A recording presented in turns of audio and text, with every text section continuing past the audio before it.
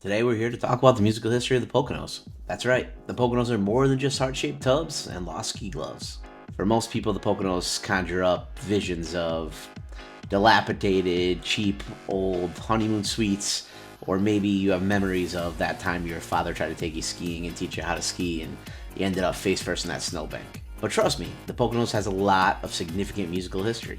It's where Pennsylvania keeps its waterfalls, its black bears, its great music, and, well, a lot of it's Pennsylvanians. And beneath the surface of all the outlet malls and all-you-can-eat buffets at the resorts, there's a really rich, weird, and diverse musical history to the Poconos. It's a history that involves Frank Sinatra and a jazz sanctuary, and one of the most muddy, largest concerts ever held in American history. Some call it the forgotten Woodstock. And also there's a modern scene there, being shepherded by local bands and pop-punk legends. So let's start with the Poconos' age of big bands. Now, before there was a CVS on every corner, the Poconos was the gateway for society for New York and Philadelphia. Resorts like Mount Airy weren't just places to golf, they were also entertainment empires. It was very similar to New York's Borscht Belt. Think Dirty Dancing, but with more pierogies. The biggest names of the time played these rooms. Frank Sinatra, Perry Como, Bob Hope. They were all there. And these guys weren't just putting on concerts. These were pure events. People were getting dressed up, and they expected you to put on a true show. These acts were polished and professional. Basically the complete opposite of what the local punk band playing in the garage down the street is putting on for you. It was a whole entertainment ecosystem. You had the openers, the main attraction, the orchestra, the big band, and the comedians. It was the peak of a certain kind of American entertainment. It was slick, it was classy, and I know that it's hard to picture this taking place in the same spot that now hosts the Pocono 500, but I guess that's progress, or something. Now let's fast forward a little bit to 1972. While the resorts were still serving up their shrimp cocktail, there was something very different taking place at the Pocono Raceway. It was called Concert 10, and for one weekend in July, it became Pennsylvania's third largest city. An estimated 200,000 people showed up, and the lineup was absolutely insane. You had Edgar Winter, Rod Stewart, Emerson, Lake and Palmer, Humble Pie, and Three Dogs Night, just to name a few. It was the who's who of 70s rock. And just like its more famous cousin up the road in Woodstock, New York, it was an absolute chaotic mess.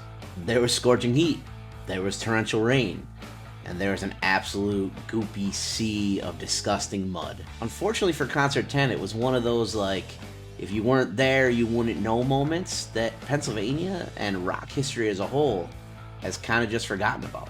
At the end of the day, it was massive, it was pretty successful, and it proved once and for all that you really could get a couple 100,000 hippies to go to Long Pond, Pennsylvania on a weekend. Alright, let's dial back the volume a little bit, because the Poconos holds one of the most genuinely cool and important pieces of musical history in the entire country. I'm talking about the Deer Head Inn. This place, which is located in the Delaware Water Gap, which is in the heart of the Poconos, is the oldest continuously running jazz club in the entire country. Let that sink in for a minute. This isn't some new age wine and jazz bar. This is the real deal. When the big band era started to wrap up in the Poconos, the players, who were world-class musicians, needed somewhere to go after their gigs and unwind and let loose and really show what they could do as musicians. This is where those guys went to really play. The Deer Head Inn became that place. You had jazz legends like Stan Getz and Zoot Sims that were regulars at the place. The incredible Phil Simms actually moved to the area to call this place home. Keith Garrett even recorded a live album there. It's a living, breathing jazz museum. And it's proof that sometimes the most profound cultural moments are not happening on the biggest stages. They're happening in small, unassuming rooms. And those rooms are usually filled with people who just love music. And the punk kid in me can really respect that. And now we're starting to get to my neck of the woods, the Sherman Theater. Now I'm very familiar with the Sherman Theater. I went to college at East Stroudsburg University. I've played there a couple times and I've put on concerts there. Over the years, this home of vaudeville in Stroudsburg became a rock paradise. If you grow up anywhere near the Poconos in the last 20 years and you love live music, you've been to the Sherman Theater. This was the place to see people on their way up and legends on their way back down. It's truly where modern live music lives in the Poconos. The Sherman has had everybody from Slayer to A Day to Remember grace their stage. And also, not to brag, a little emo night called Screaming Infidelity's Emo Night, fronted by this guy. And a little nod to the hometown heroes, Motionless White, who cut their teeth there, Long Island's Pat Pending, who absolutely do incredible there, and some of my favorite bands like Bayside and the Wonder Years, who have graced that stage recently. The Sherman Theater created and nurtured a scene in Stroudsburg, Pennsylvania, and gave all those punk rock kids in the Poconos somewhere to go. And although they do have it sometimes, they really ensured that the only thing happening in the Poconos wasn't just tribute acts and jazz solos. It's a loud, sweaty, and vital part of the Poconos music history. It's where the distortion pedal meets history. Now let's talk about my alma mater, East Stroudsburg University, which has a particularly rich history in jazz music. Thanks in a large part to the Al Cohen Memorial Jazz Collection, East Stroudsburg has welcomed some of the biggest names in the genre to their campus. The legendary Benny Carter and Al Gray, the iconic Freddie Hubbard, and the incomparable Phil Woods have all graced the small stages at East Stroudsburg University. And we're not talking about just concerts. These are often part of master jazz seminars. And they offer intimate looks into the music and careers and stories of these greats. But East Stroudsburg's musical tapestry isn't just limited to jazz. Over the years, the university has brought a ton of contemporary acts to campus. These always reflect the taste of music at the university. The acts that come in usually reflect the taste of the current student body at the university. For example, when I was there, we had The Used and Dashboard Confessional, the Black Eyed Peas. For some reason, somebody thought it was a good idea to book Lifehouse in 2008. I still don't understand what happened there. But they would really cater the concerts that came onto campus at a very cheap price to the students, which is great.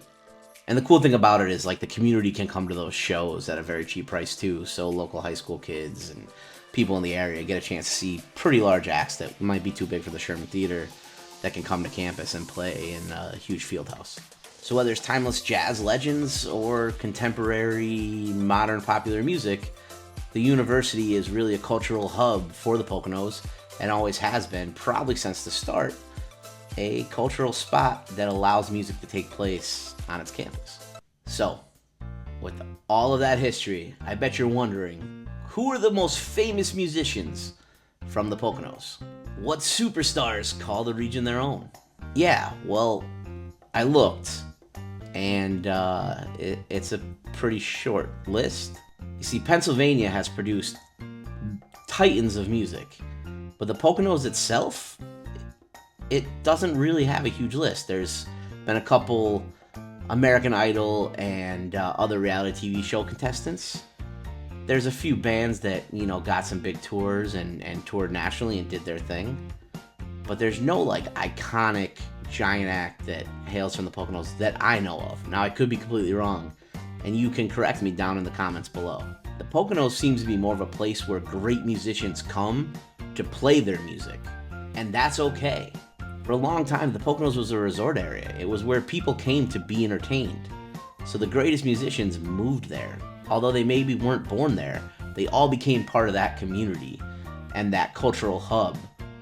And they all made music better for that by learning from each other and evolving and giving people in the area some of the best music in the entire world. So while the Poconos maybe isn't a spot that exports iconic rock musicians, it is a place that imports some of the best musicians in the world. It's a stage, it's a sanctuary, it's a stop along the tour, and it's a place where music happens. Even if it's just another stop, or it's a place where people come to retire, or it's a place that people fall in love with and call home. So the musical history of the Poconos is a weird one. It's swanky resorts, and it's muddy fields.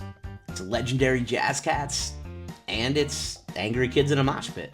It's a place that's full of contradictions. And in a way, that feels like the most American musical experiment there is. It's messy and complicated, but there's a surprising harmony of different sounds and different eras. It's more than just a vacation spot. It's a musical landmark. You just have to know where to look. And maybe wear boots, because it still gets pretty snowy and it still gets pretty muddy. If you enjoyed this trip down memory lane as we explored the Poconos musical history, give this video a like. Feel free to subscribe to this channel. We got more videos coming out very soon. Thanks.